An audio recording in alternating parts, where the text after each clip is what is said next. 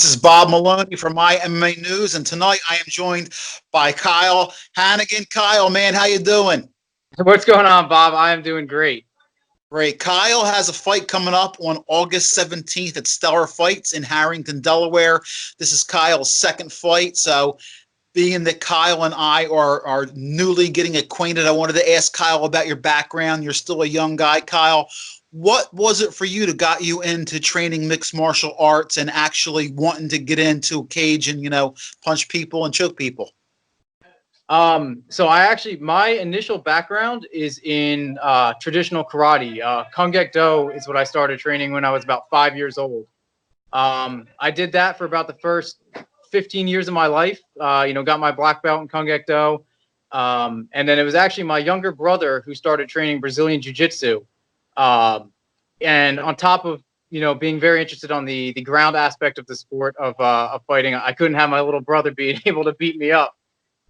So he brought me out to actually one of the two gyms I train at here at Grindhouse, and then he brought me over to JBM Jiu-Jitsu over in New Jersey. I'm a Jersey kid, so that's where I'm mixing my camps. And he brought me out there, man, and I fell in love with the sport immediately. I got beat up by guys 30 pounds lighter than me, and I was like, man, like that was it for me. I was like, I got to learn this sport. Yeah, you're probably over there tapping out Booth every night, right? Working towards it. If I pass his guard, it's a good night, and that doesn't happen very often. But he's just such a wizard with the jiu-jitsu, man. When he says, I listen. It's an experience learning from somebody like Booth. Yeah, you have a really nice camp over there. Let's talk about that over at Grindhouse. I know there's some really good, not just good fighters over there, but there's really some quality guys over there, guys that I respect. So give me a little bit about, who's over there kicking your ass right now and getting you ready for this fight. Everybody, Bob. These guys are relentless out here. The team Jerry's put together out here is it's a group of killers. I was actually brought out the first time I came out here was to help out Sean Stefanelli, another fighter out of this gym. Smaller guy that they needed some help with, and he's a phenomenal wrestler. And they brought me out to help him with the striking, and me and him clicked right away. So I started working with Sean especially, and we get into the sparring rounds and we just bang it out sometimes. And it's he's one of the people I attribute to really the growth I've had over the last couple of months. But everybody, you got Matt Netterville and James Booth out here. Pat Devincentis is another guy, a real high level purple belt I've been working with, and he's been showing me all the little tricks and tips off the ground. So it's every night that I'm here, man. I'm getting worked. I'm getting pushed and I'm pushing back. So it's great. Well, you're a lifer then, since you've been training for so long. That's great. Tell me a little bit about your fight at Stellar. You said your opponent is a purple belt in jiu-jitsu, so obviously he has a strong ground game. Do you have do you kind of work a camp more for yourself, or do you mix in anything as far as because your opponent is strong at? Tell me a little bit about him and how you're working it for your camp. So the real narrative of this camp has been to focus on me. This is my second fight. My first fight out, I indulged too much on what I thought my opponent was going to do. He made some changes and adjusted, and it kind of put me in a oh shoot situation where there were some things I wasn't expecting. So this time, man, it's really been just focusing on my skills. I'm a blue belt in jiu-jitsu myself under Brian McPherson. But that's just the time in the gi. I've been training no-gi. I've been competing in no-gi since 2014. So it's been focusing on the skills that I want to work, dictating pace, just really working my own game. And, I know that my opponent, Edgar, is going to be savvy on the ground. I'm ready for all those little, tricks, tips, and all the types of things that he's going to want to throw at me. And, it's really going to be it's going to be about what I want to do. I'm going to put my pace on him. And that's really the game plan, is to bring him into what I want. That's awesome, man. That's awesome. So tell me a little bit about, your future. I mean, just let's say, for example, that, you get through this fight and you're healthy, or, the rest of the year. Are you going to be planning on staying active for the rest of the year, or, are you going to take some time off? What's your plans for the rest of the year? So it's definitely going to be time off after this one. I'm currently also a college student. I have classes full time starting in the fall semester. So the timing for this card was perfect. I get a full training camp in.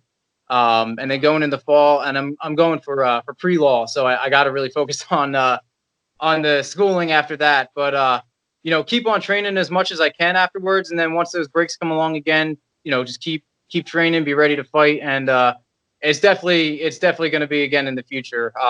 Like I said though, after this one, once that fall semester rolls around, take a little bit of a break. The way I train, man, it's tunnel vision. It's if I'm fighting, that's what I'm doing. I'm focusing on that. So I put off time with family, with friends, with a lot of other things in life that I'd like to kind of shift some focus on. It's been a long time. I've been training hard, and for the next 2 weeks, it's tunnel vision towards that. And then after that, take a little time, recover, and see where the future takes me. You know what I mean?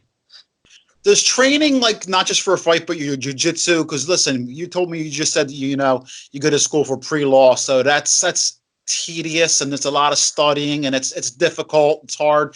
Does training jujitsu, does that help you? Because it's such a discipline. Do they kind of help one another, school and training?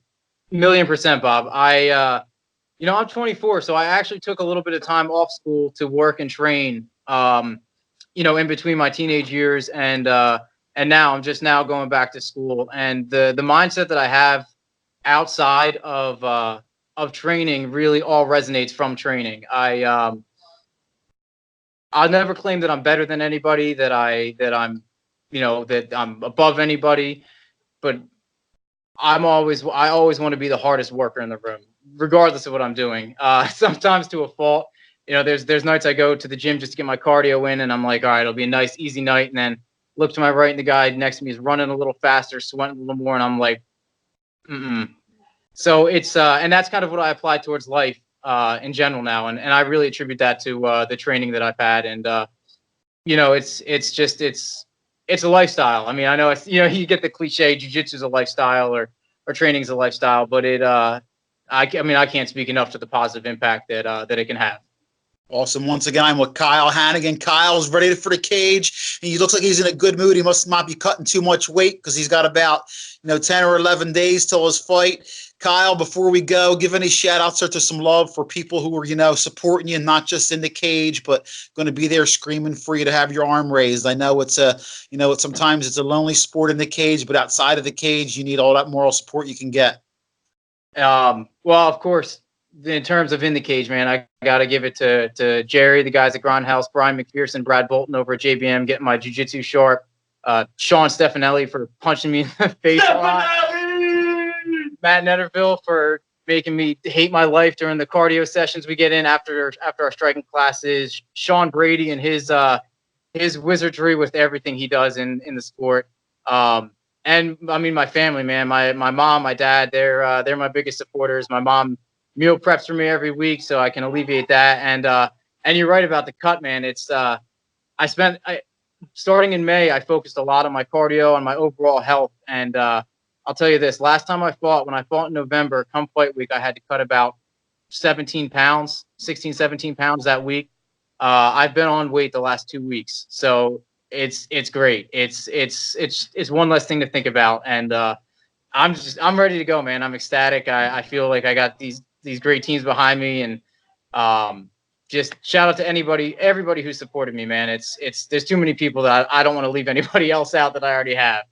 And of course, Brad Dalton from Stellar, and Bob yourself. I appreciate you taking the time and getting this done. I know it's time out of your day. So, well, listen, I'll be at Stellar, taking care of ring announcer duties. I look forward to seeing Jerry and your team and yourself. I look forward to seeing you perform for the first time. Best of luck with your final preparations and your final cardio, Kyle. Best of luck to you, and we will see you on the 17th in Delaware, my man. We will see you there. I appreciate it, Bob. My pleasure. All right, my man.